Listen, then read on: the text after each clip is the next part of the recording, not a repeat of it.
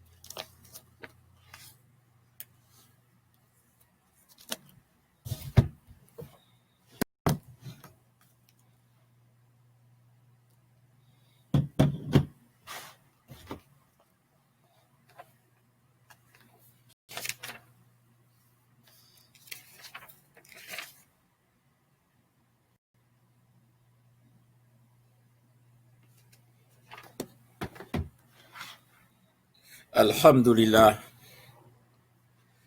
الحمد لله والصلاة والسلام على نبينا محمد وعلى آله وأصحابه أجمعين.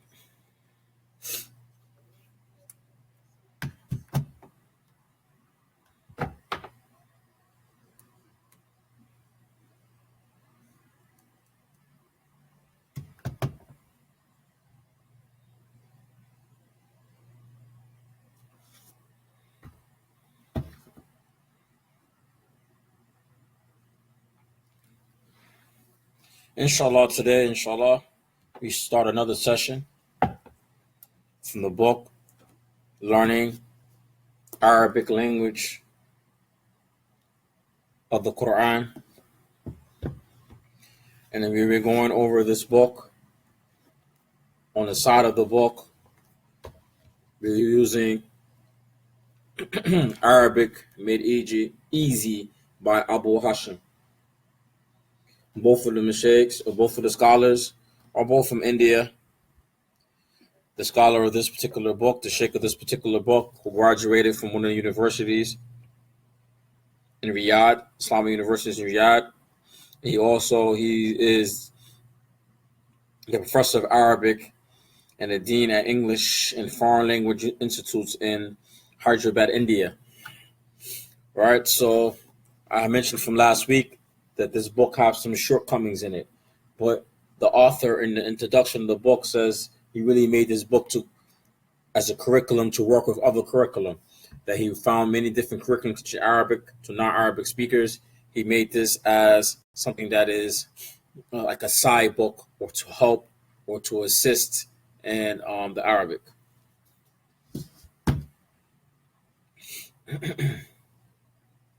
If there's any lagging or any problems, somebody let me know, inshallah. So last week we went over last week review of Aqsam al-Kalam, the different parts of speech in the Arabic language. We went over the different parts of speech in the Arabic language. And we went over what are the three different parts of speech. The three different parts of speech in Arabic,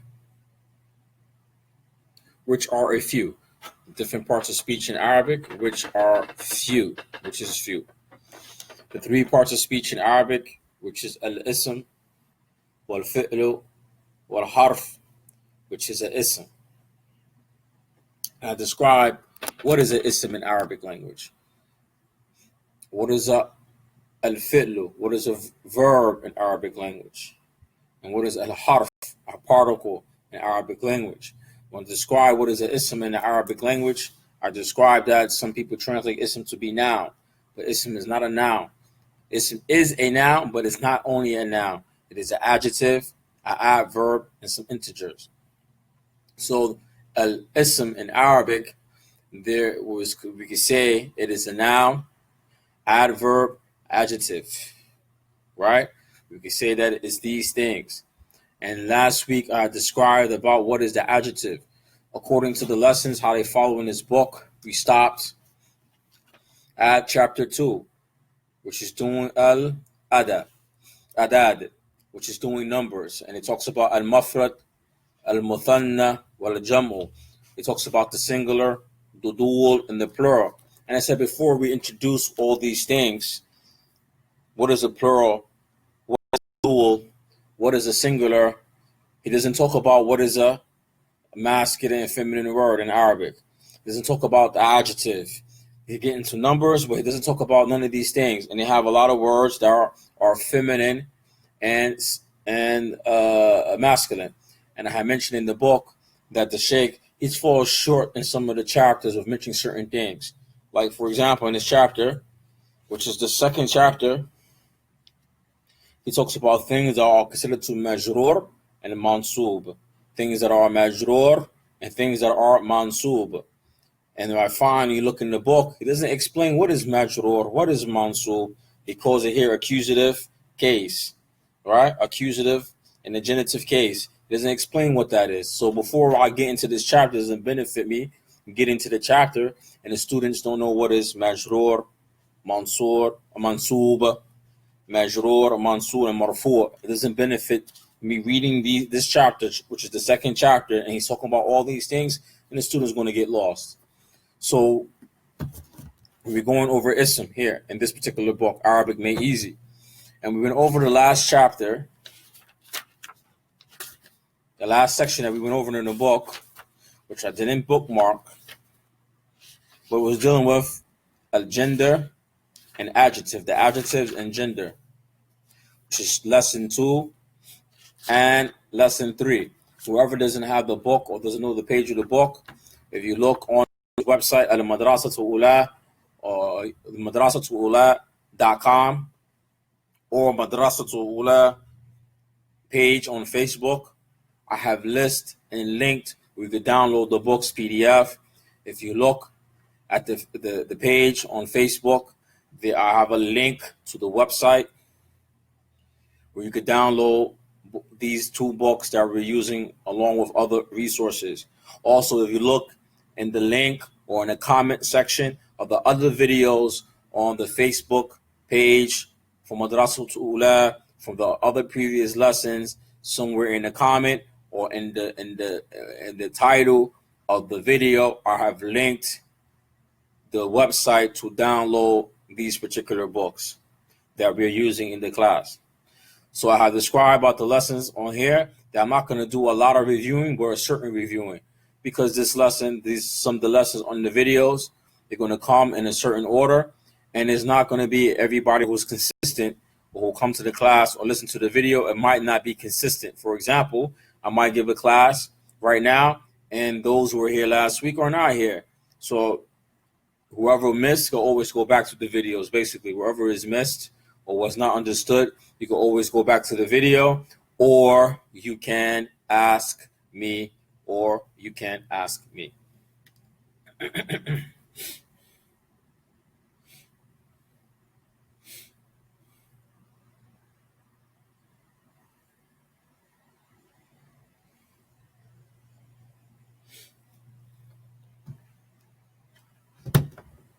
All right, so a quick review. I describe what is an ism. And the ism is the name of all things. The ism is the name of all things in the Arabic language. Asma'u kullu shay'in. The name of all things, from hayawanat, wa insan, wa jamad, wa nabat. From insan, meaning people, jamad, non-living objects, haywan, animals, and wa nabat, plant life. So in Arabic, al-ism is the name of all things, whether it's an adjective, whether it's an adverb, whether it's a noun, whether it's a pronoun, whether even it's a pronoun. This falls under the section of al-ism. Al-ism. Al-ism. It all follows that section. Then I have described what is a verb. In the past class, I mentioned verbs are related to three times. Past, present, and future tense. Past tense, present tense, future tense. We didn't get through what is a verb, what's describing a verb in Arabic, how are written. This is later on in the book. In both books, verbs is introduced later on, and verbs in Arabic are very important. Al-af'al. The verbs in Arabic are very important in Arabic language. As I mentioned, I will keep on saying, if you don't understand verbs, the system of verbs, you don't know Arabic. If you don't understand verbs, conjugating verbs, you don't know Arabic. So verbs is very important. Now the relationship, we have al-ism, wal-fi'lu, wa-harf. Harf are particles. And I describe in Arabic, what is a particle in Arabic? What is a particle? A particle, for example, last week class we learned about alif wa lam. Al, it means the. It's a particle, but it only works with a ism. So you have a harf, which are letters, particles that work with the nouns and the verbs. Work with nouns and the verbs. Some particles are specifically just for nouns and adjectives. For example, alif wa lam. Al, al-baytu. So last week I described what is al is used for, and I described how al, alif lam, in front of a word means in Arabic that this particular word is in front of, that this is a noun. Alif lam on a word presents that particular word falls in the category al-ism. Al-ism. Right? It falls on the category of ism, and it's a noun in Arabic or adjective in Arabic language. Then I mentioned about the dammatan and kasratan, or dammatan and kasratan. The two ending marks on the word represent that the word is a noun. All right? So that's talking about ism. But back to harf. Harf is particle, like min. Min means from. All right? It is a particle. We have some words that appear to be particles, but are not particles. I mentioned them last week, right? Asma istifham. The isms or the asma that is related to asking questions, like man means who. In this case, man is not a particle, it is an ism. But we have in Arabic adawatu al-istifham, the instruments or the things that are used for istifham. Some of them are harf and some of them are ism. Some of them are harf, some of them are ism. An ism like man, ma, aina. Those fall under the category of asma istifham. If I use hamza, fatha, ahad al-kitab, is that a book? Ahad al-kitab. If I say this, that is asking the question. This is fall under the category of a harf. A harf. Or hal falls under the category of harf. And this is why in the books of Nahu, the books in grammar, for those who are on this level, we're talking about istifham. They call it adawat or istifham. The instruments or the things that are used for al-istifham, which is between al-asma, or between the ism, al-ism wa harf. Al-ism wa harf. So the particles al-harf, they have no meaning by themselves. It must work with a noun or a verb, or both of them. It could work with a noun and a verb, or a ism and al-fi'lu. For example, alif lam, it is a particle. It means the. It represents the. You're only going to see this on top of a noun, or in front of a noun, or in front of a adjective. In front of the noun or in front of the adjective. You're never going to see alif lam, al, on a verb.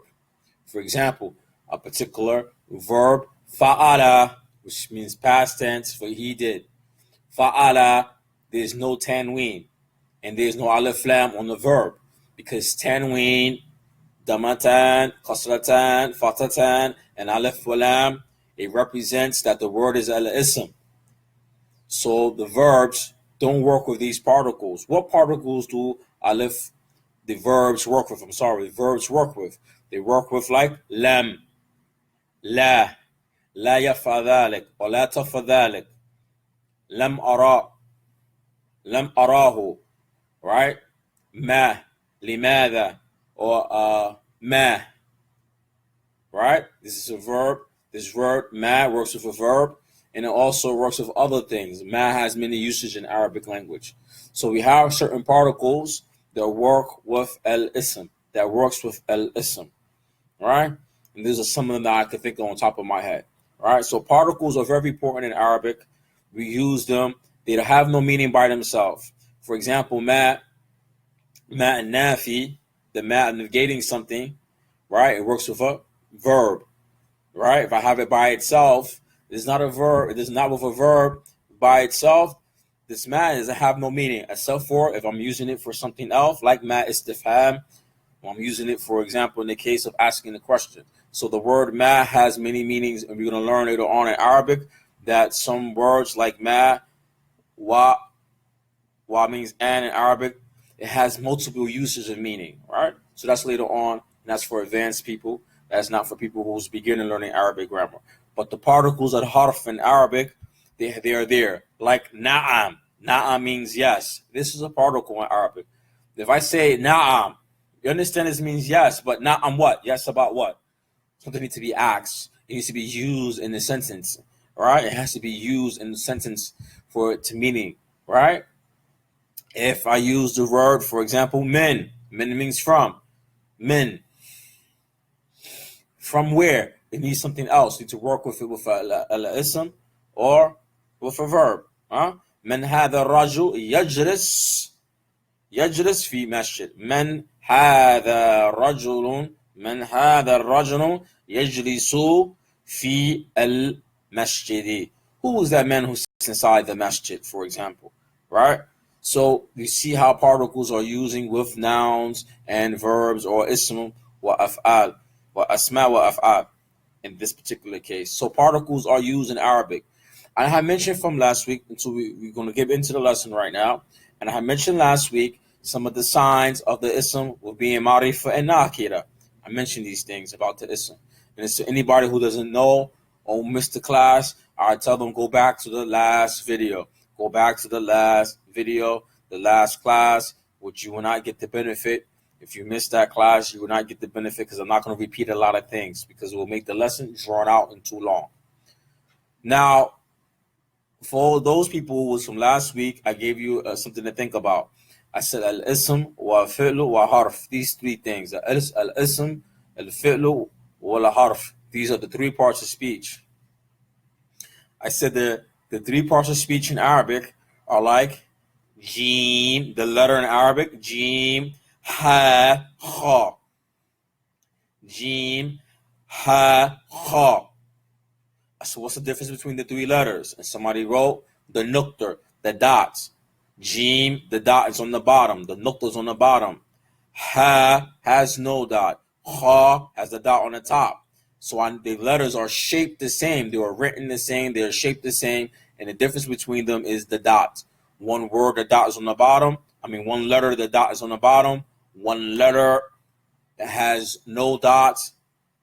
And the other letter, which is called, the dot is on the top. So the dot can differentiate between these three things, these three letters, which are shaped of the letter, the script of the letter are the same, but we know the difference between them, between the dot.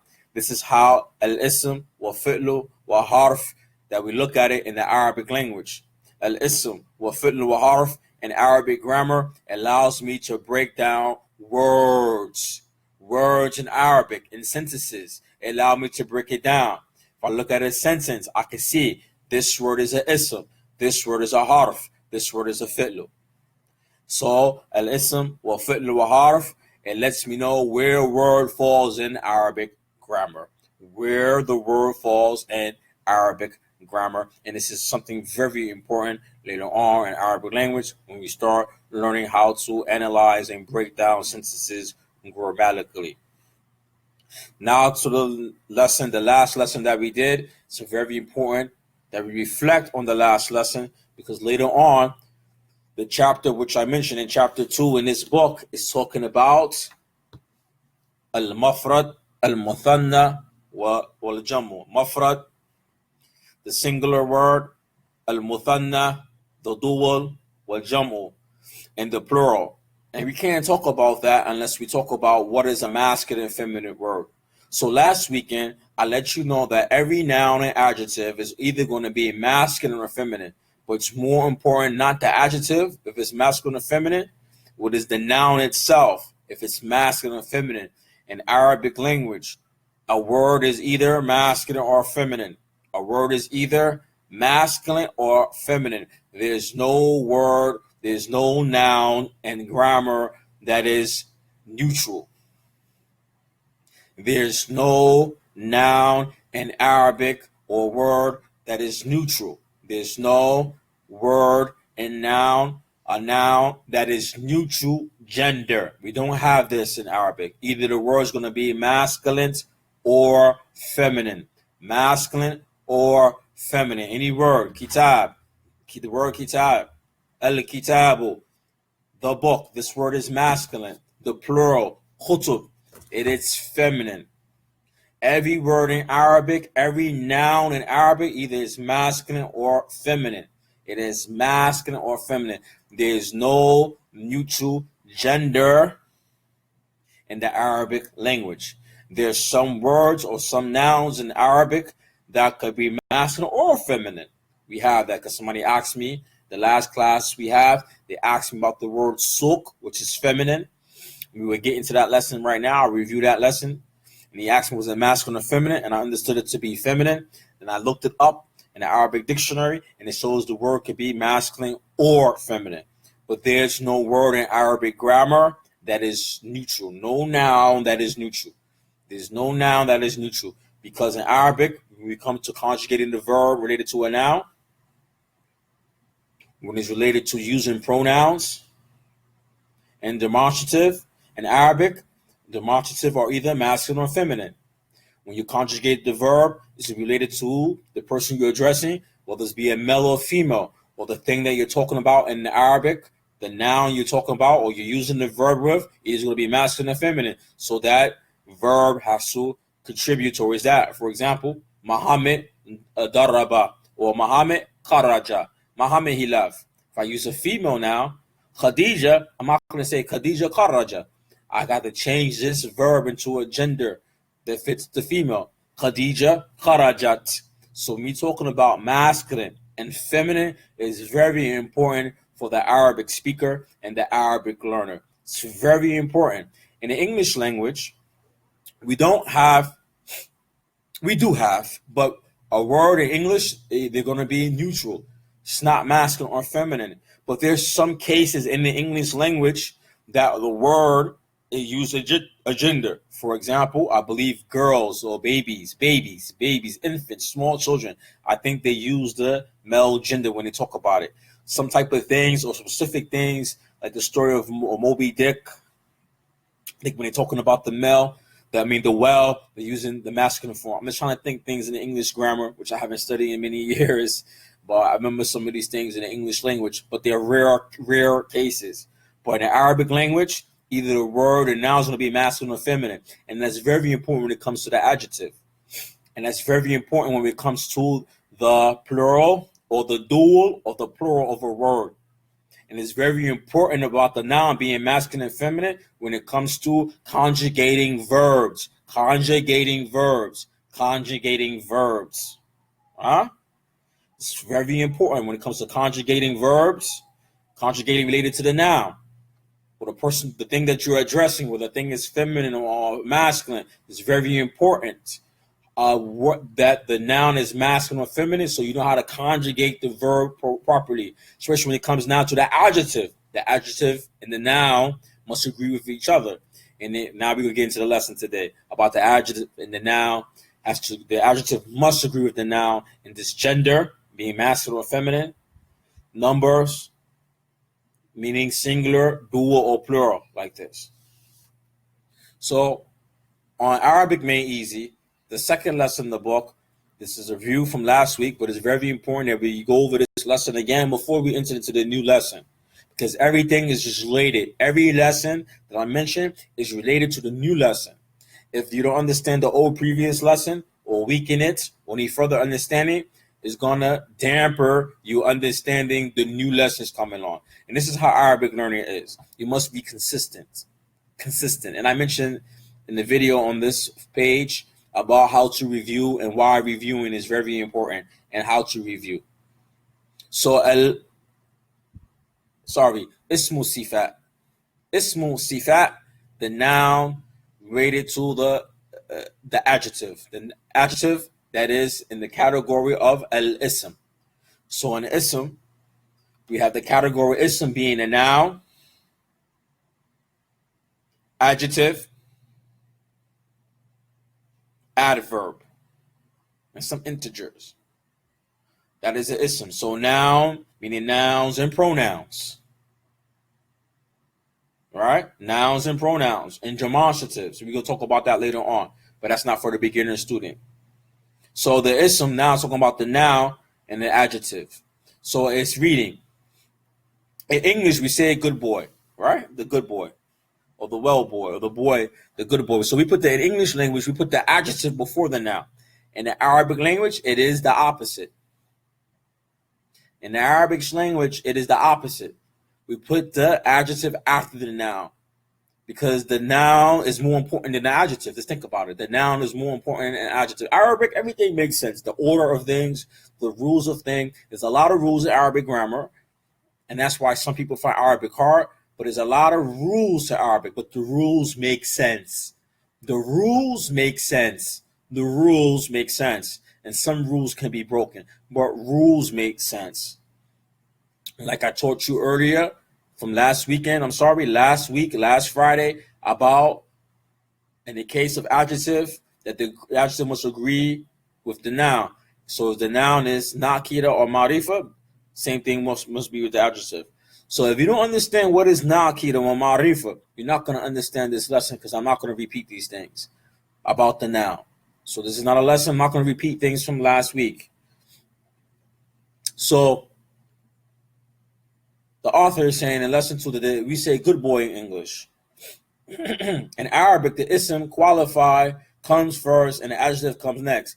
I'm gonna change some of his pattern of speaking in English, some words he used, because many people told me he read this book or studied this book. Some of the English the author is using, it's hard for them to comprehend what he's saying. So I'm gonna word it up in a way people can understand it and make the lesson very simple. So the adjective must agree with the noun, and the adjective come after the noun in Arabic. So the author is saying, for example, waladun hasanun. So walid is the boy, it is the noun.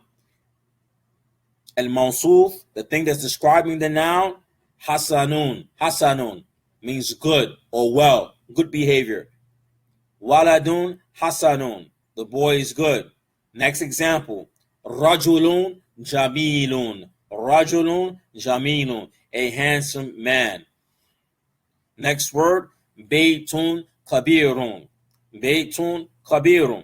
So the Sheikh gave you good examples, 3 basic examples. Waladun hasanun, rajulun jamilun, baytun kabirun. So there's 3 sentences he gave you. He said adjective agree with the ism. If the ism is definite, then the adjective must be definite, right? And if the ism, the noun is indefinite, the adjective must be. If the noun is definite, then the adjective must be definite. If the noun is indefinite, then the adjective must be indefinite. All right. Then in some cases that rule is broken. Some cases, for example, you study Medina Book 1, and it says in one of the lessons in the first book, maybe the second lesson, the third lesson, when it's teaching you some demonstratives or it's teaching you about adjectives, it says al-qalamu maqsurun. So we went over last weekend. What is the al mean? Al means the word's definite. And when al comes on the word, that it must end in 1 mark. All right? These are the signs of a noun. So he's saying here in this book that the noun, the adjective must agree with the noun. If the noun is definite, the adjective must be definite. If the noun is indefinite, the adjective must be indefinite. Correct? So I'll give you an example in Medina book. One, al-kalamu maqsurun. That doesn't agree with the lesson. Because al-kalamu is what? Marifa. Maqsurun is what? Nakira. So why does it agree in this case? This is very important. Something for everybody to think. Why does this agree? Why it doesn't agree? I'm going to write it in the comment area, inshallah, this example I just gave you.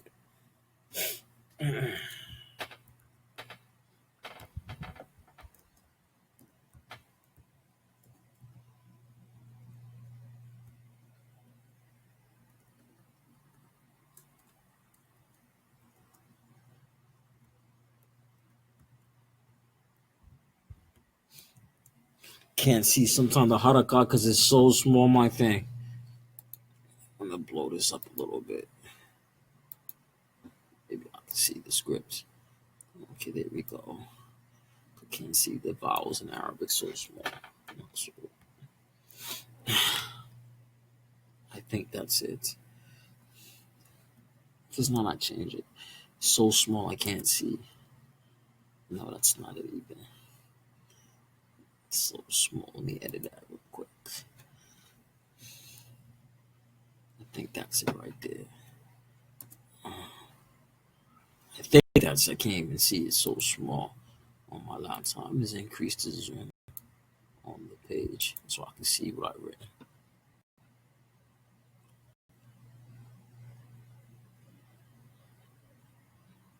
Yeah, there we go. Okay, so I can see now. Break this down. It's too hot. Okay, now I can see better. All right, so here I go. Al-qalamu maqsurun. Why is that? It doesn't it contradict the rule that we just learned. Why is that? This is for everyone who's watching to think. Why is that? Why now the rule is contradicting what I just wrote? There's a reason why. Some rules could be broken, but could only be broken in a certain way. Right? Al-qalamu maqsurun is contradict the rule that we just learned. Why? Some rules can be broken in certain reasons. It's time for people to think. And actually, I still written it wrong because now I'm looking at it here, and I can see that I wrote something else. I wrote two for the thing. So I can't even see what I wrote written here now. So let me see. Hope I can write. I can't see it.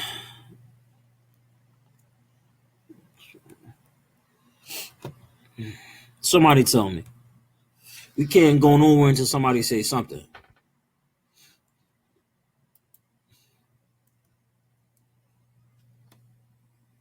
Okay, I think that's it right there.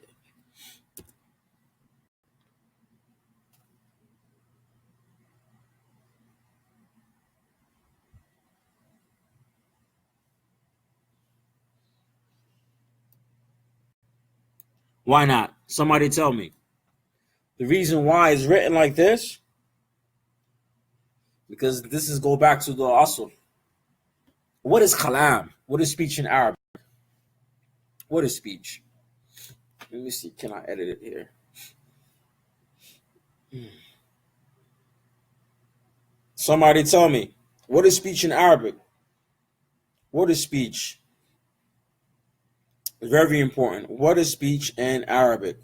What is considered to be speech in the Arabic language? Here we go. I wrote it. And I still wrote the column wrong. So I can't see nothing for nothing. Let me see. Can I edit it right here on my iPad? Column.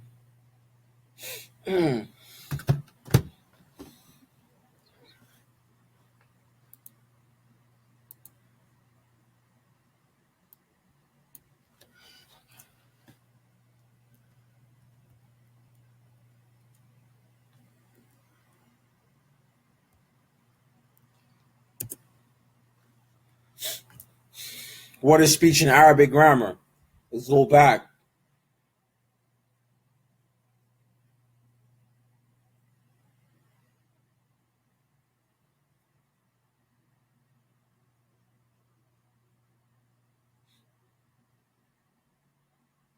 Still wrote it wrong. There we go. Somebody just said it. Barakallahu fikum. Somebody just wrote it for me. Barakallahu fikum. Alaftu maraqib mufidu bil wadi. That's why. This is very important in Arabic grammar. Al-lafz, al-kalam huwa lafz, al-muraqqab, al-mufidu bil-wadi'. Right? Al-kalam.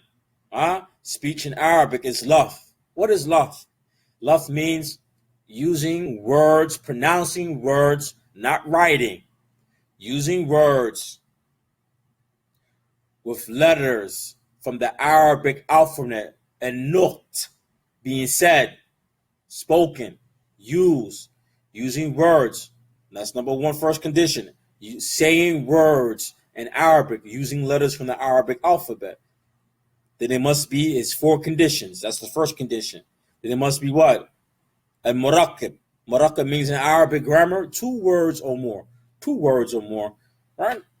This is what every non-Arabic speaker needs to understand about Arabic grammar. What is speech?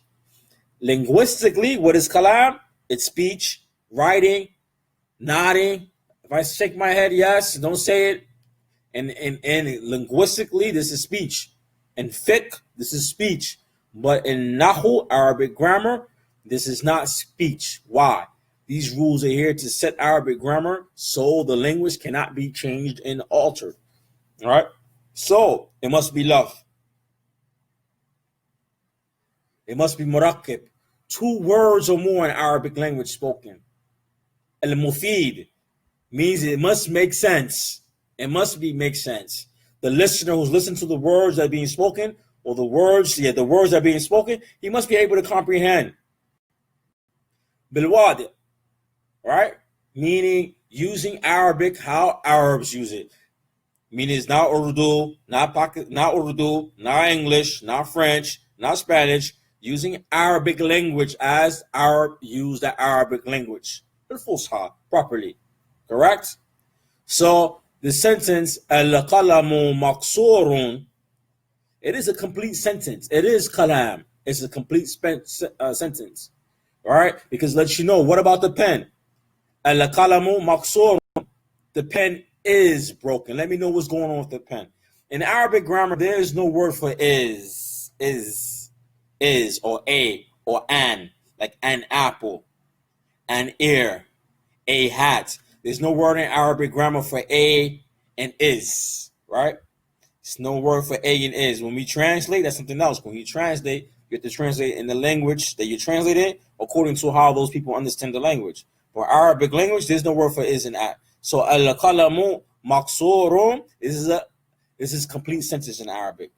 If I was to say al-qalamu al-maqsuru, it meets the rules that we learned today. Don't get confused, and I don't want nobody to get confused. Because there's sometimes if the word is, the noun is al-marifa, and then the ism must be marifa, especially if the verb is there in the sentence, you must do this, right? But in this case, I could write it like this. Al-qalamu maqsuru, complete sentence. If I say al-qalamu al-maqsuru, it says the broken pen or the broken pencil. Okay, from listener, what about the broken pencil? What about it? Al-qalamu maqsuru. The listener doesn't benefit. What about the broken pen? If I say al-qalamu maqsur, the pen is broken, it doesn't benefit the listener in the Arabic language. It doesn't benefit the listener. Why the pen is broken? How did it get broken? Right? When I say al-qalamu maqsurun, it means the pen is broken. This is kalam, and this is a complete sentence in the Arabic language. So I want to mention that because you're going to find in Arabic grammar when you're reading stuff, you're going to find some rules could be broken to a certain limit. Certain limit. All right, now back to the lesson. If the adjective, the noun in Arabic was called the noun in Arabic, it must agree, the adjective must agree with the noun in all cases. This is why I didn't go into the second language in the second chapter in this book, because the second chapter is talking about plurals. I can't really talk about plurals and understand what is an adjective and how the nouns have gender, and because making plurals for a word sometimes, especially the plural of a noun is adjective, There's some conflict and some rules you need to understand. This is why I didn't go into the second chapter in this book, because it doesn't make sense me teaching you about plurals, because in Arabic you have two types of plurals: a sound plural, jamu or musallam, or jamu mukassir. Sound plural and the broken plural. The broken plural is related to a word, for example. Certain words that are broken plurals, it could mean, for example, talking about a masculine thing, or the broken plural, better way to say it. A broken plural, for example, kutub, it is feminine, right? But the structure of it, it doesn't look like it's feminine. And we're going to learn today, later on, what is feminine? What makes a word feminine? How can you tell the signs? So, but some words like this, the adjective must be feminine. And how I write the feminine plural for a broken plural is by me adding a ta or marbuta at the end of the adjective. So before I explain these things, what is a plural, the different type of plurals, how to write them, because you come to adjectives and plurals related to the noun, you have to understand the adjective must agree with the noun and the gender, number, definiteness, and indefiniteness. So I explained these things before we get into the second chapter. And that's why I said this book, it fails in certain things, and I'm going to use this other book to substitute what it fails in. So now let's go back to the lesson. This is the rule you must put here in your head. Adjective must agree with the noun. So if the noun is indefinite, the adjective must be indefinite. If the noun is definite, the adjective must be indefinite. So is the adjective definite? If the noun is indefinite, the adjective must be indefinite.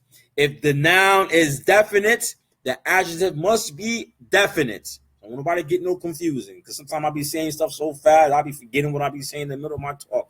So the noun is very important. If it's masculine or feminine, then the adjective must agree with this. If the noun is definite, then the adjective must be definite. If the noun is indefinite, then the adjective must be indefinite. If the noun is singular, then the adjective must be singular, with the other rules that you just learned with it. If the noun is dual, we learned later on about dual. We learned last week about dual a little bit. Then the adjective must be dual. If the noun is plural, then the adjective must be plural, and there's some conditions to that right there. There's some other added on rules to that. There's some broken rules to that you could break. But I'm not teaching it yet until we master what is the adjective and how the adjective must agree with the noun. So to continue on now, the second paragraph, an adjective agrees with the ism is it qualifies indefiniteness. Forget this word qualify. Every time I used to read this to some of my students, what the heck do you mean by qualify? And it must agree with it. I'm going to use simple English. So if the ism is nakira, then the adjective must also be nakira. Then the adjective must be nakira. I'm just trying to read what he's saying.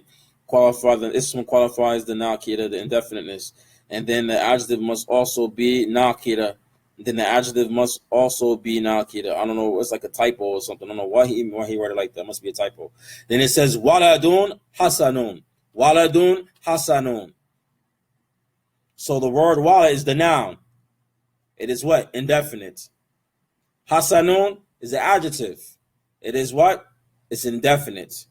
I want to skip that example. Then it said if the ism now is marifa, definite, then the adjective must also be definite.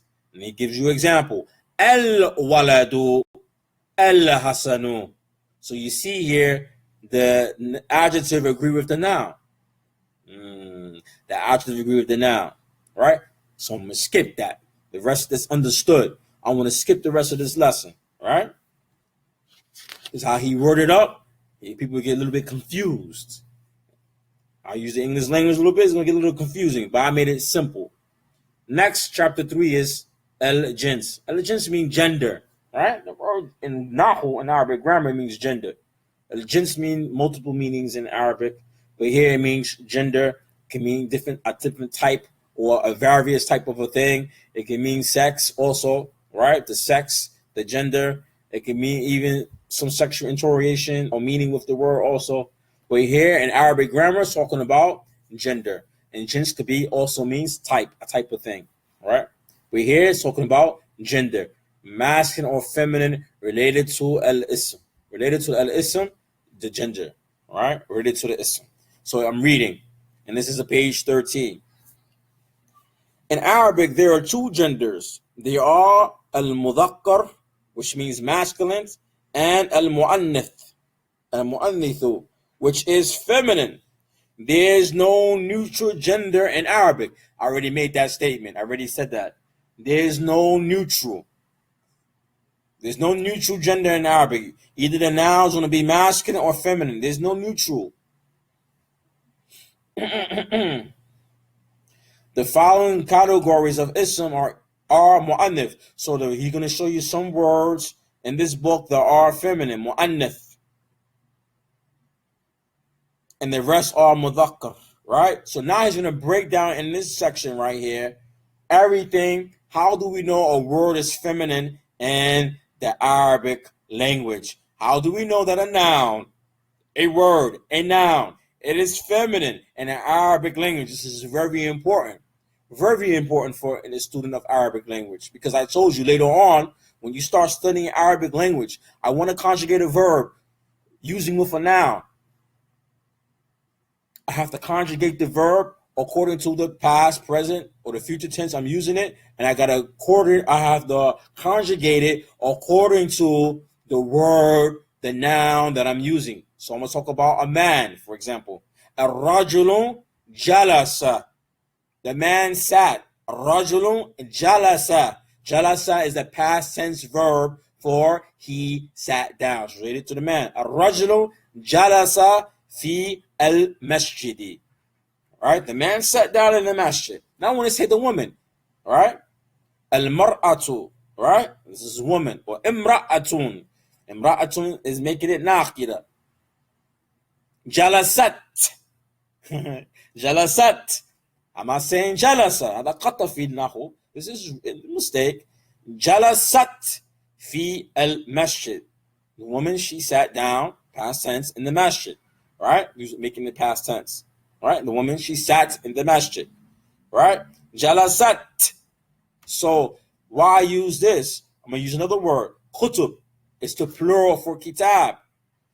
The word kitab is masculine. It's mudhakkar. Mudhakkar. Memorize the terminology you read in the book. Any grammar terminology to give you in Arabic grammar, you must know these meanings. Because when you go to another book in Arabic, you're learning Arabic and Arabic, you're going to see all these terminology. So the terminology you're going to find in this book, in the index or the context of the book, those terminology you must memorize. If you want to study Arabic real well, or Arabic language or Arabic grammar, learn it in Arabic language, you must study these rules real well. You must have the terminology. You must know them, because I'm looking and reading anything about Arabic language now, Arabic grammar. That's all that they're going to use, all these terminology. If you got all the terminology memorized and you understand the basic foundation of the word and you have a little bit of vocabulary or know how to use a dictionary, you can read books on your own, pick up books about Arabic grammar and read and understand. Af'al. Here's talking about al-af'al. I can read. I know what he's talking about verbs.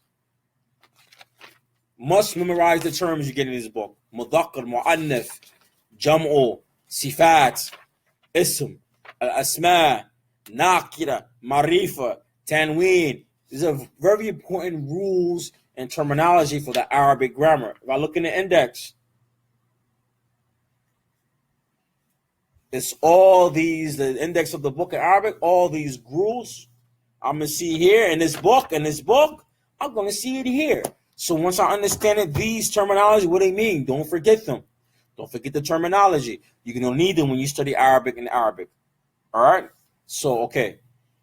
So now it's talking about important rules. Important lessons. Very important.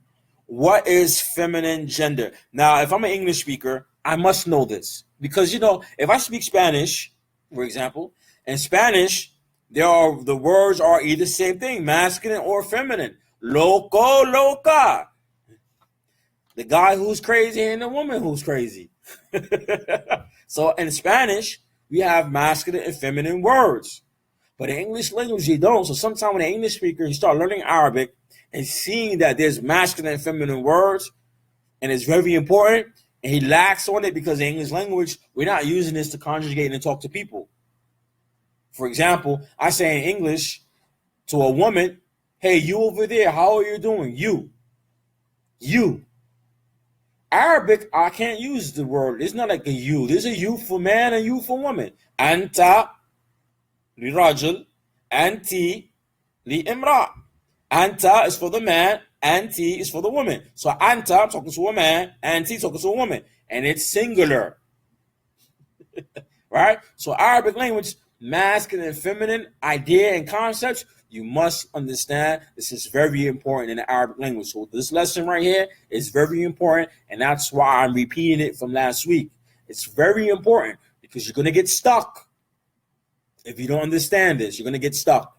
And I'm trying to make it easy from the beginning. So the author says, the Arabic letter ta'u al-marbuta, ta'u. This letter ta, ta'u al-marbuta, we only see at the end of the word. So those who read Quran, suratu Bakratun, for example, Suratun, Fatimatu, Khadijatu. These are feminine words, they're female names. Just giving you an example. So you see that ta'u marbuta when you read in Quran, when you're reading those books like Qaida, Nuraniya, and you see ta'u marbuta, meaning the tie up ta or the tying ta, is represents feminine case. The word is mu'annith. That particular word is mu'annith. So he's going to break it down to you in his rule. All ism ending in ta'u al-marbuta. So a ta'u al-marbuta is very important. Because a ta'u al-marbuta represents that the word is mu'annith. For example, he give you the adjective. Remember I told you, the adjective, he says hasanu. He's giving an example now, using hasanu, this adjective. Remember I told you, the adjective must agree with the noun, if it's masculine or feminine. Nakir or marifa, indefinite or definite, right? So showing an example here. He's going to give you an example. Hasanun, it is masculine, mudhakkar, which means good. Now he's going to make this adjective to feminine case. Hasanatun. So he adds ta'ul marbuta, at-ta'ul marbuta at the end. At-ta'ul marbuta fi ala akhir kalimat. وهذه هذه حرف وهذه تاء, this letter ta, تدل على مؤنث. It implies that this particular word is mu'annith. Another bonus. You're going to get a bonus now. You're going to get a bonus. Abu Bara Muhammad Amrik is giving you a bonus. So if you see ta'u marbuta at the end of a word, you know the word is a what? Ism. It's another sign of an ism. Alif wa lam, tanween, ta'u marbuta. All these things are a sign that this particular word is a what? It is a noun, and then it's an ism, all right, which is a noun or adjective, and that it's what? Feminine case. Because I can't add ta'u marbuta. I can't add it to no particle. I definitely can't add ta'u marbuta on no verb. I'm here, giving you the bonus. Giving you bonus. This is the bonus right here. When you get advanced in Arabic grammar, somebody study Arabic grammar and Arabic in advance, you're going to hear these things. The sheikh or the author talk about these things. So you're getting it now. Look at the signs. Arabic make a lot of sense. A lot of rules, but the rules make sense. So the ta'u marbuta, which is at the end of a noun or adjective, right? It represents that word is what? Feminine.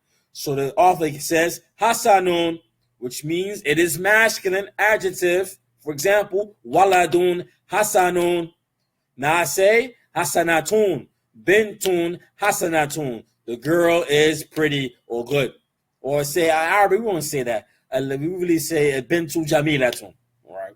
We would say something like this. This sounds proper, more proper and correct in Arabic, right? But hasanatun, it could also mean the same thing, right? Hasanatun, right? So he gives example. Jamilun, Now he makes jamilun feminine, jamilatun. You'll get another bonus. I'm gonna give you another bonus. Matter of fact, I'm gonna give you another bonus. A lot of people read Arabic, study Arabic. So my non-Arabic speakers, they don't realize something. I'm gonna give you something. Somebody asked me a few days ago on the same channel, how do I read Arabic without the vowels? All right, and I said something about you have to know the word, you have to know grammar, and you must know the structure and have a large vocabulary. Then you're able to do these things. So let me give you a bonus. I'm gonna give you another bonus. Look, I'm hitting you off a lot of things already. I'm hitting you off. What's the bonus here? Well, before ta'u marbuta, before you write it, the letter before it always have fatha. The letter before it always, and forever has al-fatha on it. Jamilun, jamilatun. Hasanun, hasanatun. So here's that's the bonus. Pay attention. Very important, especially reading Arabic without vowels. Especially for reading Arabic without vowels. There's some patterns with the vowels related to words. Then he writes, nashitun or nashitatun. Means diligent. Dakiyatun, feminine. I'm sorry, it means intelligent. Then he's going to get in something very important. So we understand adding, if the noun is feminine, you must make the adjective feminine, right? And how do we make it feminine? And the letter ta'u marbuta represents this. Now he's going to explain further. Very important right here. Very important rule. If, however, the ism and ta'u marbuta, so that noun that is being using, and it has ta'u marbuta at the end of it, but it's for a male name, mudhakkar. It's a masculine name, it's a male's name, a person's real name. For example, like Taha, Tahatu, Usamatu. Usama in Arabic, it really ends in ta'u marbuta. Right? Hamzatu. Hamza, the name Hamza is really ending in ta'u marbuta. So he's saying if it's a man's name, male's name, and the name is structured, the way the name is written is part of the structure of the name, having ta'u marbuta at the end, then he's saying that then it's not feminine, it's masculine because it's related to a man. We have respect in Islam, you know? I don't call them man. I don't use the conjugations for a man using the feminine words. This is a no-no. This is very disrespectful and a no-mo, a kata in Arabic language. We have also al-balaga. We also have respect and diligence in Arabic language. In Arabic language, for example, if I'm addressing the people, for example, when I'm ready to conjugating women, I could use the female ways to address it. I'm trying to give a simple example that everybody can understand. Kayfa halukum, kum. Assalamu alaikum. Kum represents all of you. Antum, talk about men. It could include women. If I'm in a room and it's all women, I could use kunna. But if I'm in a room, all women, but one boy, or one man, or one boy, I must use the masculine way. Kum. Assalamu alaikum, for example. Okay, fahalukum. All right? If there's a whole bunch of women and one man or one boy, I say I can't use kunna. I have to use kum. This is adab fi lugha arabiyyah. This is manners and etiquette in Arabic language. So the masculine name, the man's name, meaning here, I'm talking about the man's name, if it ends in that structure at ta'u marbuta, then we understand that it's not feminine here, it is masculine. This is very important in Arabic language. And he continues, he says, ism, not ending in ta'u marbuta, but clearly indicates a female's name, mu'annaf, and it's not mudhakkar. It gives example. Bent. Bent doesn't end in ta'u marbuta, but it's feminine. So I treat it as feminine when it comes to conjugating and using nouns and whatever. The adjective with the noun must be feminine and conjugating verbs related to this particular feminine noun. So it gives an example. Bentun, Hendun, Zainabu. Zainab. There's an N with Ta marbuta, but it's feminine. So if you see female names and there's an N with Ta marbuta, like Zainab, Hind, right? They don't end with Zainabu. It doesn't end with Ta marbuta, but it's still a feminine's name and is dealt with that when it comes to conjugating with the verb, when it comes to using an adjective and demonstrative, and pronouns with this particular word, right? Pronouns and adjectives with these female names. Now, next jewel, very important rule. You should write this down. All letters of the Arabic alphabet are feminine. All letters of the Arabic alphabet are feminine. From Alif, Ba, Ta. For example, I want to describe the letter Ta as being big. At-ta'u kabiratun. The big Ta. The big Ta. Right, for example, kabir, which means big. Listen to me, I made it feminine. At-ta'u al-kabiratun. The big Ta. I took the adjective and I make it feminine. So all letters of the Arabic alphabet are feminine. So, for example, those who study Medina books know ismu ishara, hadha wa hadhihi, right? Or hiya and huwa. I want to talk about ta. I won't say ta, huwa, ta, hiya. Or hadhihi at-ta. Or hadhihi al-alif. Or hadhihi al-ba. You understand? So the letter ta, all the letters in the Arabic alphabet are feminine. All letters in the Arabic alphabet are feminine. هذه التاء المربوطة. For example, this is التاء المربوطة. So all letters of the Arabic alphabet are feminine. Next jewel, next very important.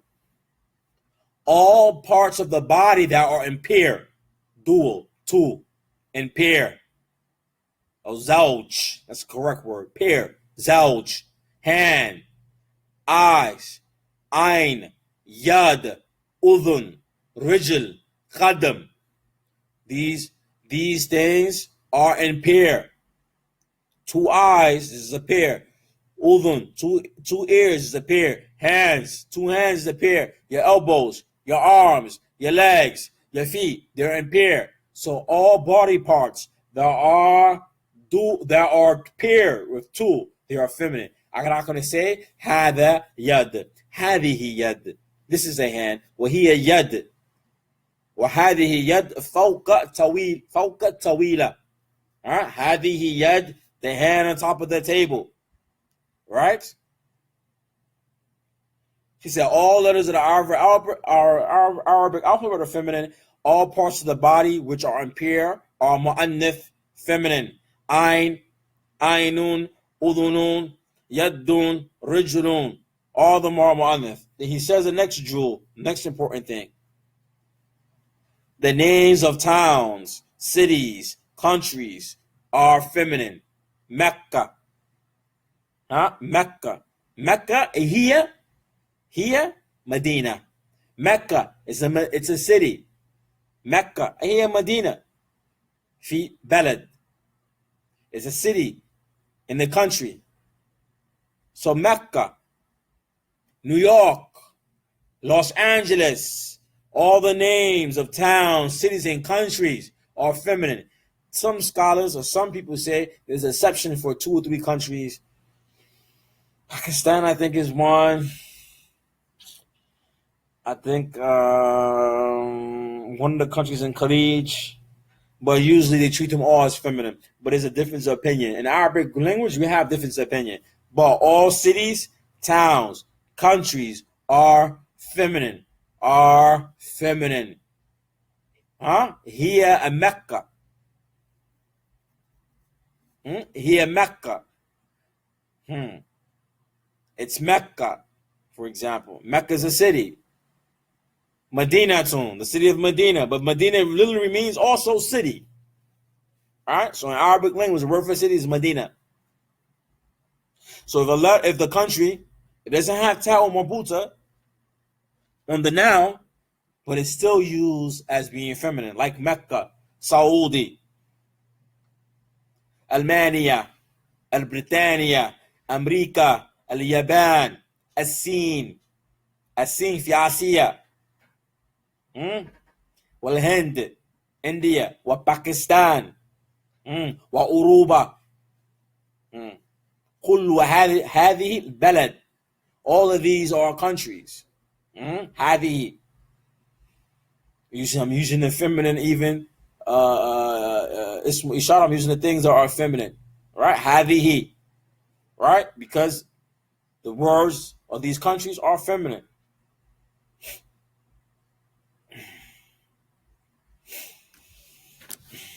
But there's exceptions. So we give you examples. Baghdad, Baghdadu, Damascus. Damascus is the what? Capital of Syria. Lahore is a city in Pakistan. Lahore, Pakistan. Lahore is a city in Pakistan. All of these cities and towns are feminine. Then he says, some isms, according to common usage, are mu'annith. So we have some nouns. They don't end in ta'u marbuta, but they are feminine. It's very important you understand. He gives you examples. Al-ard, al-ardu, or he writes ardun. The earth or the ground, it's feminine. Shamsun, the sun, is feminine. They're not ending in at ta'u marbuta, but they still feminine. You just must know that. Khamr or khamrun, alcohol. It says wine, but it really means alcohol. All right? Wine is a form of alcohol. Narun, the fire. Darun, the house or the state. Sama'un, the sky. Nafsun, the soul. Rihun, the wind. Nafsun means soul or self, actually. Rih means wind, and it also means like spirit. Sukun. Sukun means market. Dunya means world. Jahannamu, the hellfire. So it goes back. Now he's explaining another rule. If the noun is feminine, the adjective must be feminine. So if I have to say, he says, Darun kabiratun. Even though the word dar is not in ta'u marbuta, but you must make the adjective feminine. Darun kabiratun. Tiflatun sagiratun, the small child. But the word tifla, it's feminine, so for sure its adjective is going to be feminine. Jahannam, it's feminine. Nar, feminine. How you know these words? You got to look them up in the dictionary. Other words. Bir, the well. Bir, the well. It's feminine. Right? Nuqud. Hadihi nuqud.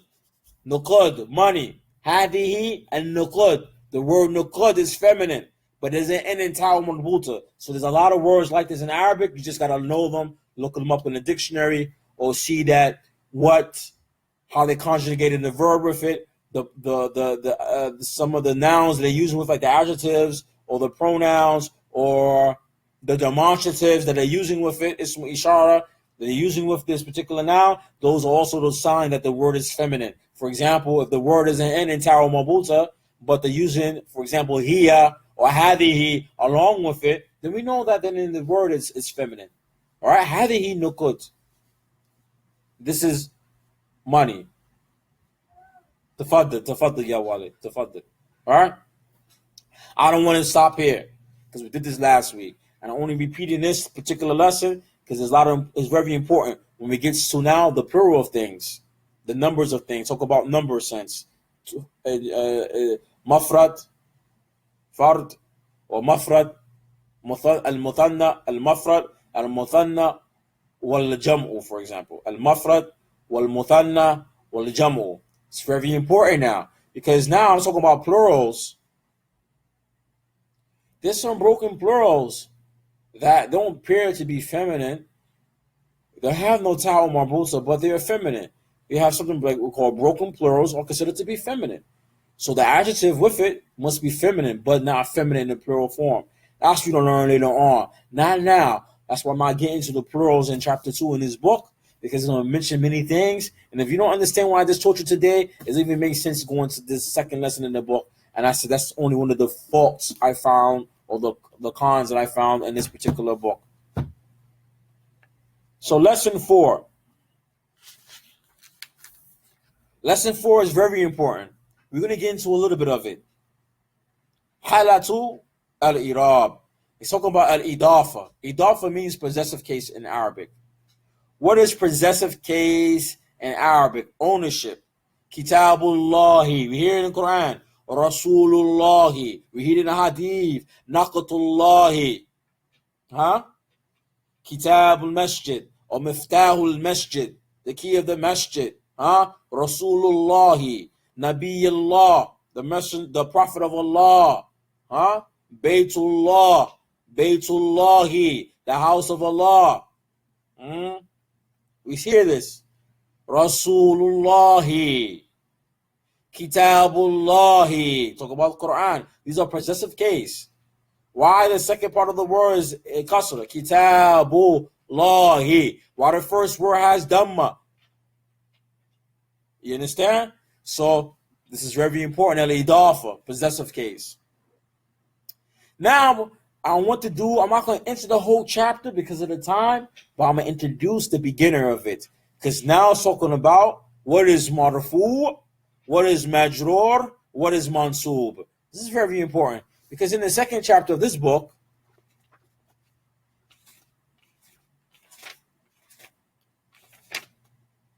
he gives you the word muslimin. And it says it's a cubit. It says halatu nasb. But they don't teach you what is a nasb. What is marfu? It says something here. It says halatu raf. What is halatu raf? The lesson before and lesson 1 don't talk about it. That's the only fault with this book. Lesson 1 don't talk about what is raf, what is mansub, what is majrur. The first lesson don't talk about it. And the second lesson, they introduce the words, but don't tell you what this means. So today, from this book, Arabic Made Easy, we're going to go over what it means, the introduction of it. So we have in Arabic what we call halatu al-irab. Or alam, I'm going to call it alamatu al-irab. Right? The condition of irab, or the signs of irab. Right? We're not really getting to some of the signs. The first sign is called al-marfu'. So marfu', I'll make it easy. Alhamdulillah, Abul going to make it easy. What is marfu'? Marfu' represents that the noun or the adjective, the ending of the ism, is what? Dhamma. Marfu'. Normal case. Nothing affects it.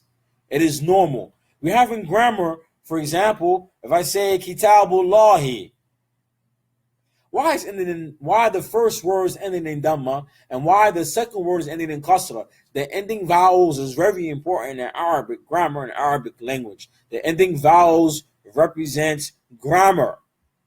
The ending vowel represents grammar. Ending vowel represents grammar. Ending vowel represents grammar. Why when I say a past tense verb, daraba, kharaja, kasara, nakaha, right? Why I say these words? These are verbs I'm just throwing at you in Arabic. Verbs.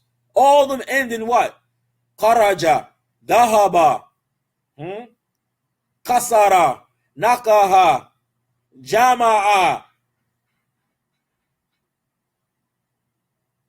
jalasa, rafa'a, daraba, la'iba, na'ima, jara, masha, fa'ala, jalasa.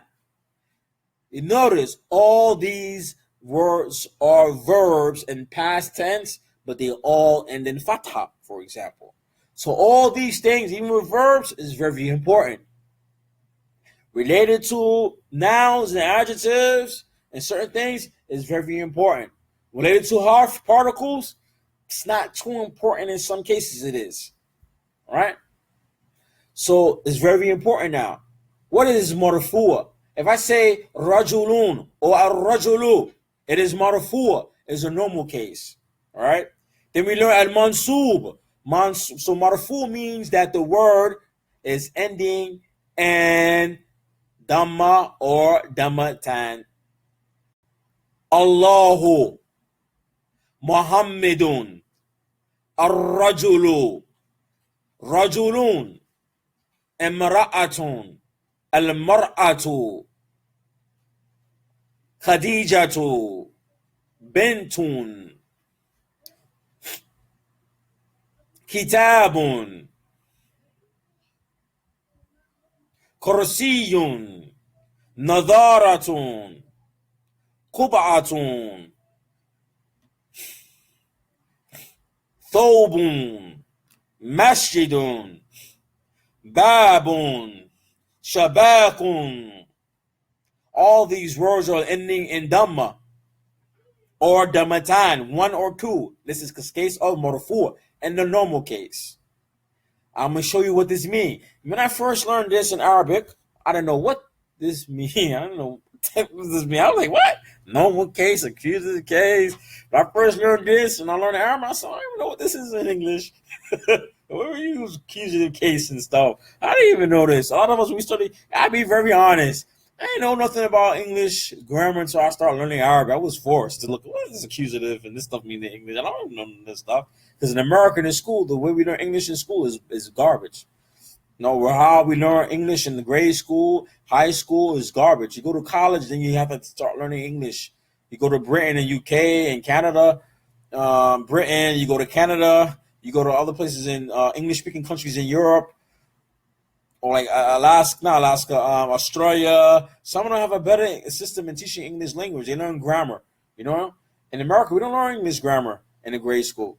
They say we learn grammar through literature and stuff like that. But the reality is we don't know, some people can't even break down sentences in English, all right? I seen somebody, this guy, he's very famous. He talks about politics. He's a Jewish guy, man. His name is something, Chopin. I can't remember this only, Chopin something.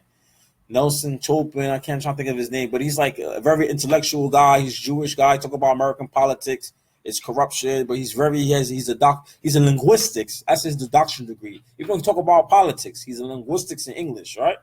So I was watching him one day doing the Irab, a knowledge of English grammar and stuff, and I was like very shocked, you know. But they do this in English. It's not how we do in Arabic. They have like a numbering system. For the grammar stuff, they have like a numbering system they do. But I seen him do this in English. I seen he went to Japan or something. He's teaching some linguistics of English. He's doing the analogy of grammatical sentences in English. And I was like, he's putting numbers on it. Because the students understand these numbers represent things in the English grammar and stuff like that, right?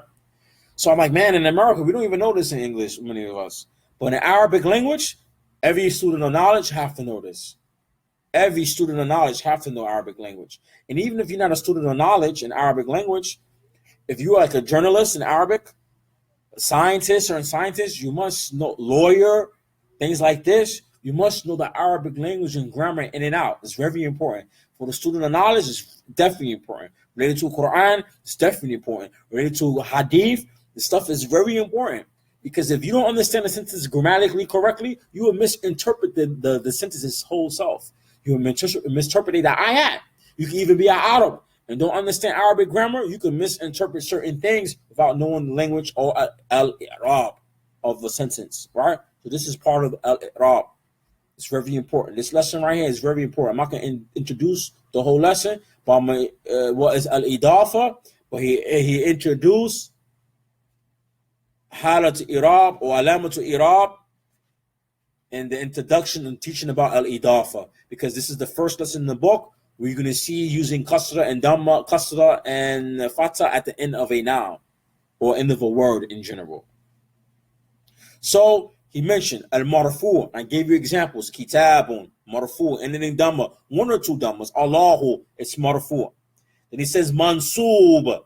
Mansub means the word is ending with fatha. The word is ending in fatha, like a noun or adjective. It's ending in fatha. It is mansub. or it could be a verb also. It is mansub. We call it al-mansubat, right? So a word ending in fatha. For example, daraba Muhammadun Zaidan. Zaid is ending in what? Fatha, fatatan, because it's mansub. Inna Allah. Wow, sorry, before I explain that example. Daraba Muhammadun Zaidan. Why is Zaid fatha? It's because daraba means hit. Muhammad hit Zaid. The one who got hit, it's Zaid. So this is the object of the sentence. That's why it's ended in fatha. In this case, if I say inna hamda, why hamd is hidden in fatha? Why don't I say alhamdu? Why can't I say inna hamdu? It's kata. It's wrong in grammar. But inna hamda, it is what? Mansub. Because the anna makes the ism mansub. Right? So mansubat, these things you learn is very important in Arabic grammar. It's actually the center, and the main focus in Arabic grammar. This right here is the center and main focus in Arabic grammar. When look up al-Jurmiyya right now, that's the majority of al-Jurmiyya is talking about this right here, what we're talking about right now. Marfu', mansub, and majrur. Majority of the whole book of al-Jurmiyya, this is a shah al-Jurmiyya. The whole book of al-Jurmiyya is talking about this right here. Related to marfu' and mansub and majrur, related to verbs and ism. And I told you ism means what? Adverbs, nouns, all of that. It's related to all of that. Majority of this book is talking about alamatul i'rab. Majority of all the chapters in this index.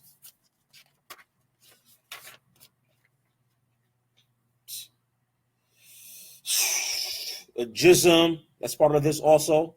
Alamatul jar, sukun yakunu alamatu ala al-jar fi fi'lu mudari sahih al-akhir. The sukun, which ends to be the mark of majrur, which is the next one you're going to learn about. Words or things that end with kasra, the ending of it ended with kasra, and the verb, and the what? Fi'lu mudari sahih. And the present tense verb that is sahih. It means the patterns or the letters that are being used. We're not ready for that. Hifdu yukunu alamatu ala jism fi mawdu'ain. Irabat al-kisman, right? Everything about here is about irab. Everything in al-Jurmiyya, the whole majority of the whole book of al-Jurmiyya is about this right here. The whole, you want to study al-Jurmiyya, you want to master al-Jurmiyya, people talk about this book, al-Jurmiyya, al-Afiyya ibn Malik. Majority, everything about these books is talking about the signs of irab. Al-irab is the heart of Arabic language. It is al-qalb fi nahu. It is the heart of nahu. It is the heart of Arabic grammar. So these things you're going to learn tonight, and marfu', which means words that end in damma or dammatan. Damma or the tanween damma. Mansub, ending fatha or fatatan. Majrur means ending in kasra. Right? Some scholars call it in al-Jurmiyya, you don't use majrur because it's a different madhahib. There's two madhahibs that are famous in Arabic grammar. So in al-Jurmiyya, you use munqafid, which means something that is below. Majrur or jar wa majrur means something that's being pulled along or dragged along, because you look at the realities of the bottom like it's being dragged along, right? Afiyya ibn Malik, he used majrur, and because this is madhab that Afiyya ibn Malik is a different madhab than al-Jurmiyya. We have Kufi al-Basri. So in al-Jurmiyya, it doesn't use majrur, but you're going to see it in the book. In the chart of the book, we're going to say munqafid. You ever hear this term munqafid? It means majrur, ending in kasra or kasratan. All right? Majrur is the common you're going to see in all books in Nahu. But in some scholars of the past, they're going to use the term al-munqafid. Munqafid means something that is below, and the kasra is below the word, so it's munqafid. We use majrur. And marfu' means ending in damma, but it means rough, on top. Mansub means fatha, but it also means something that is put up on top, or structured to go up, for example. All right, structured to put up, or erected up like this, right?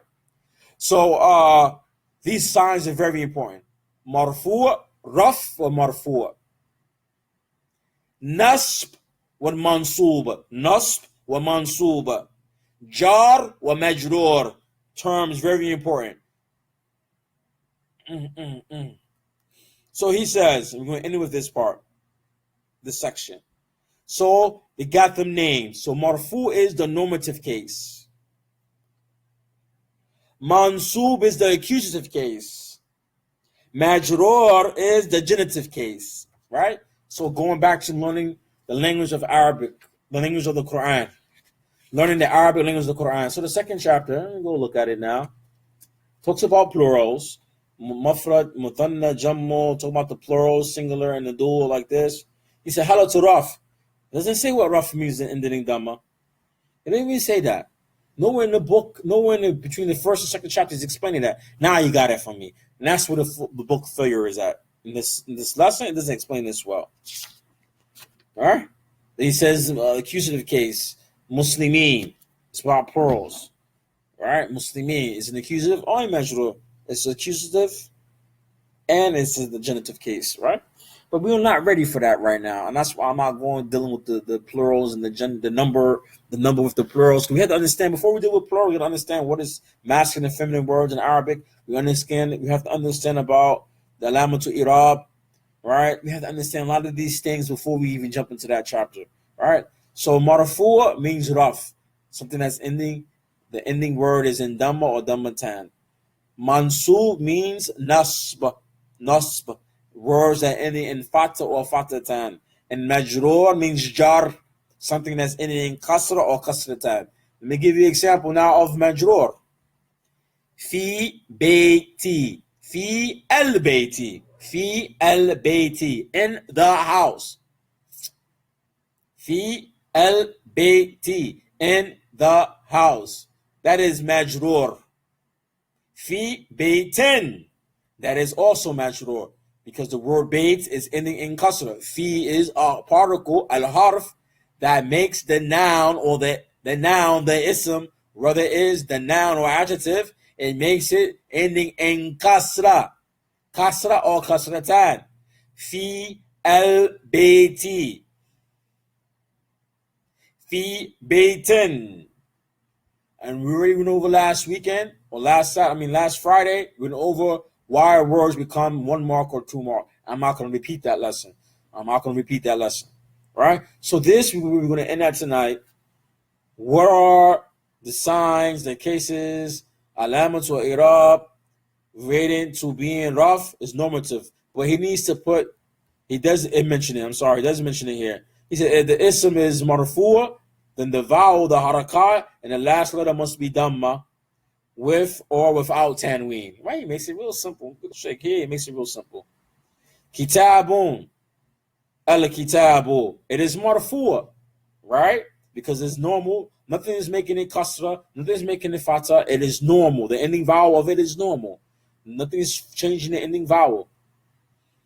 If it's mansub, meaning the harakat, the vowel is ending in fatah, with or without tanween, kitaban. But something has to make it to be this case. Right? Kataba Muhammad kitaban. Muhammad wrote the book. So kitaban here is the object of the sentence. Right here, the fatah or fatatan, or the fatah with the tanween. I know in this case, that is in the sentence, that this is a object of the sentence. For example, so kitaban. Right? Kitaban or al-kitaba. In this case, it is mansub. If the ism is majrur, then the harakat of the last letter must be kasra with or without the tanween. Kitabin. Fi kitabin. Something has to make it to be kasra. Fi kitabin. In a book. Fi al-kitabi. There's some things, particles, some other words, some other things that make it to be mansub or majrur. Right? And that's where we're going to stop. And we're going to continue with al-idafa, the possessive case, next weekend. If anybody have any questions, that ask me. Anything they don't understand, anything they need me to explain in more detail, or ways to get them further information or further examples of this, let me know in the comment area. If any questions from this particular video you didn't understand, You can always ask me a question. You can ask one now, or you can ask them later on when I get the free time. If I have some free time now, I'll get it later on. I'll answer the questions. If you want some more resources, some more information about a particular subject that you learned today, like the adjectives, what is the signs of the feminine nouns and things like this. If you need a little bit extra, you have the book. And if you need some other resources, some other material that's going to help you, I could just ask me and I can find other resources you can use to explain the lesson with more examples for you, like in the Medina Arabic series and some other books that are out there free online that we can use. Because my real objective and goal really is to finish both of these books. And some lessons we're going to skip in here. You see that the lesson I mentioned today, I read today from here, it benefits you a lot. This book, they don't talk about it. But when we get into this book, when it comes to explaining the different forms of verbs, related to verbs, different form of verbs, I find this book very well. This explains the verbs, but the different forms of verbs that we use, it doesn't get into too much detail, but it does explain verbs very well in this book also, right? So that's why I really, using both of these things. Does anybody have any questions? But the main goal of me using these two things or these two books, the true main goal is my goal is to, when we finish this or once this is finished, then go to either study Al-Jurumiyya, and this is the Shar Al-Jurumiyya, or go to study, like I like to use maybe the Muhammad ibn Saul books. We go over some grammar, some conversation, some ta'bir, and some expressions, and expressions and Quran, really Quran. Some breaking down Quran from the Muhammad ibn Saul book is good for vocabulary. Because we can't just learn grammar and without learning vocabulary. The vocabulary books are limited, but you should know them on your free time. And maybe I make some other sessions on vocabulary, other sessions. But the main goal is when we finish these two books, I might go over the method of Al-Jurumiyya, not the Shar. Right? And then after that, we'll go over some of the maybe Muhammad ibn Saul books, inshallah, where I can find benefit for the people. And we could go over Quran, meanings of the words of Quran, but you have to have grammar. We could go over some of Muhammad Saul books for ta'bir, grammar. We could go over some of the books, some of the beginner books for verbs. And we could use these books for vocabulary. And we can even go Arabiya Baina Yadayk for some conversational Arabic. These books will assist those curriculum. Actually, this book, these two books I'm using today, assist anybody studying any other curriculum. If you're taking some other Arabic program like Medina Book Course, Arabiya Baina Yadayk, if you're taking these courses online or in the masjid or somewhere, these two books were something that would benefit you. Matter of fact, it's like kids, young guys who like video games. They have what you call cheats for the video games. The cheat would tell them the special coding to do whatever to get like extra abilities in the game or to skip levels in the game or get a high status in the game. That's what these books are. If you're taking some other Arabic courses, whether it's Arabiya Baina Yadayk, the Medina Arabic course, these are the cheat books. These books to help you to cheat, meaning shortcuts. Here, not meaning cheating somebody, but shortcuts. It definitely will help you. Say we finish this, somebody finish this, even one of them on his own, not both of them, just one of them on their own. Then something like Al-Jurumiyya, this is a short to Fasaniya Al-Jurumiyya, be easy for you to understand. And maybe I will go over some of the chapters of Al-Jurumiyya once we finish this. While this is one of my main goals. And this also teaching this class, it benefits me with reviewing Arabic grammar because there's a lot of things about Arabic grammar. It's not hard, but Arabic grammar has a lot of things. And the stuff I'm talking about now is a basic, but it's one of the basic foundations for non-Arabic speakers must know. Non-Arabic speakers must know this. So we will end. Subhanakallahumma wa bihamdik wa shala wa ant wa astaghfirullah wa tubu ilayk. And if you like the video, please click like and please share. Jazakumullahu khairan.